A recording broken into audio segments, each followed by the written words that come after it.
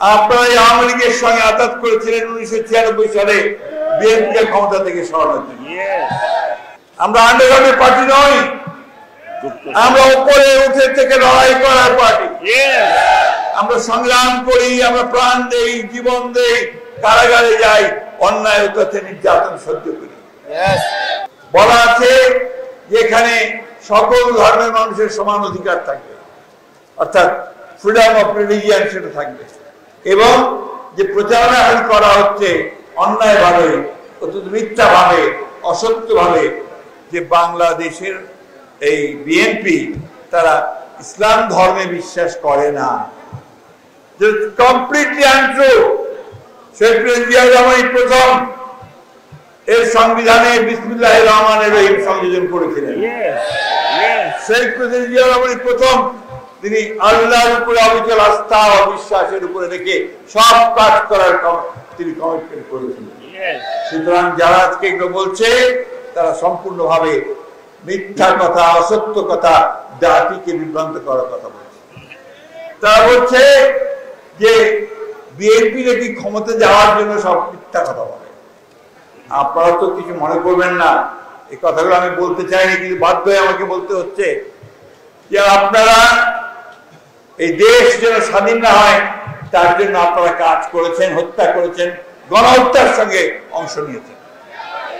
কিছু মনে করবেন না, আপনারা আওয়ামী লীগের সঙ্গে আঘাত করেছিলেন 1996 সালে বিএনপিকে ক্ষমতা থেকে সরানোর জন্য। আমি বুঝি নির্মাণের শিল্প, সালাম স্টিল বোঝে ডিউরেবিলিটি। সালাম স্টিল, মোস্ট ডিউরেবল স্টিল। এবং আজকে যে বলছেন যে বিএনপি বাণিজ্য করতে পারবে না বলেই পিআর এর কথা বলছে, অথচ আপনারাই কিন্তু বিএনপি সঙ্গে সব সময় ভাগ করে নির্বাচন করতেন, আসন ভাগ করে। অতীতের কথা ভুলে গেলে চলবে না, এগুলো বাস্তবতা। তাই আজকে হঠাৎ করে আপনারা এই আন্দোলনে প্রথম দিকে আপনাদের আমরা দেখতে পাইনি, সংগত করার কারণে পাইনি। আপনারা বলেন না যে আপনাদের বেঁচে থাকার তাগিদে, নিজেদেরকে রক্ষা করার তাগিদে আপনারা আন্ডারগ্রাউন্ড চলে গিয়েছেন।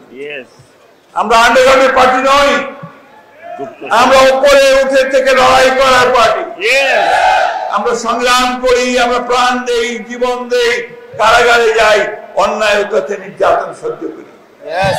আমাদের ছেলেরা মাকে দেখতে যেতে পারে না, বাবা মারা গেলে তার জানাজায় যেতে পারে না, পায়ে শিকল বেঁধে তাদেরকে নিয়ে যাওয়া হয় জানাজা পড়তে। এটা করেছে আমাদের হাসিনা সরকার, সেগুলো করেছে। বন্ধুগণ, সেই কথাগুলো ভুলে যাবেন না। ও সেই কথাগুলো ভুলে না গিয়ে এই যে মানুষটি যিনি আজকে দীর্ঘদিন ধরে 18 বছর ধরে নির্বাসিত হয়ে আছেন বিদেশে, যিনি পরিবার পরিজন ছেড়ে, এই মানুষগুলোকে ছেড়ে তিনি ওখান থেকে আমাদেরকে নির্দেশ দিচ্ছেন, তাকে দেশে ফিরিয়ে আনতে হলে আপনারা বিএনপির এই মর্যাদাকে ক্ষুণ্ণ করবেন না। কেউ যেন না করে, দুর্নীতির আশ্রয় যেন কেউ নিতে না পারে, সে যে দলেরই হোক, সেটা আপনারা সজাগ সতর্ক থাকবেন।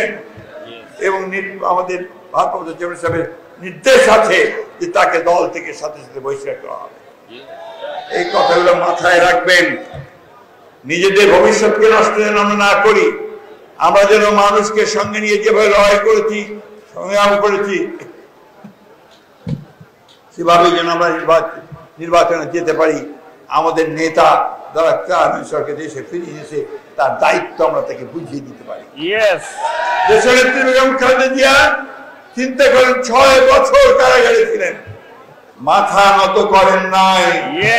বিএনপিকে ওই শিক্ষাই তিনি দিয়েছেন, বিএনপি মাথা নত করে না, লড়াই করে সংগ্রাম করে, সে লড়াইয়ে জয়লাভ করে। বন্ধু,